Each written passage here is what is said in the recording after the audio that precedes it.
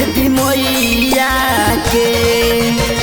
एक हाथे गदा दूजे सोबे तलवार देवी मैया के।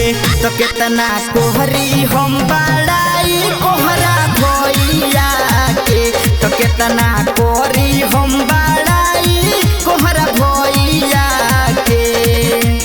बोला बोला थावे वाली मैया की।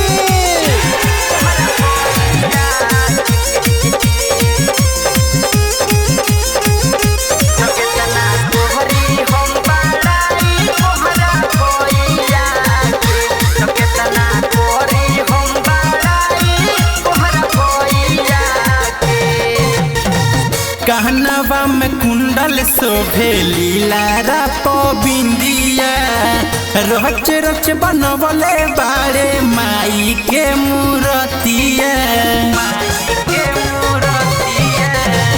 कहनवा में कुंडल शोभे लीलारा बिंदिया रच रच बनवले बारे माई के मूर्तिया।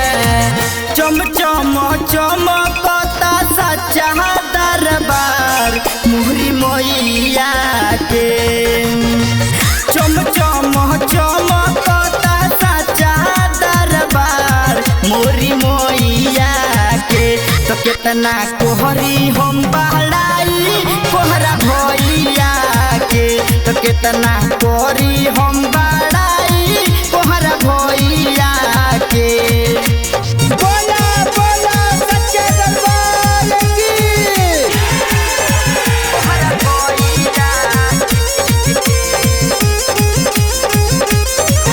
Presents by Rekha Films.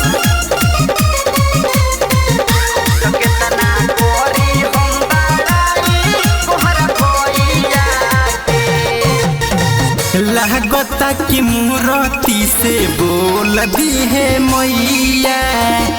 दूनु नया नया बेखोल दी है मैया।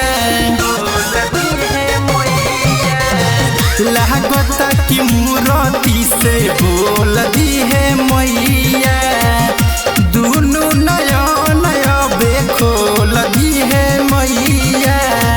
राइटर सुमित राजू गावेले भजन देवी मैया के।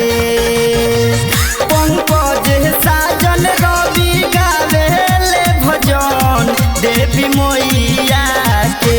तो कितना कोहरी हम बड़ाई कोहरा भैया के।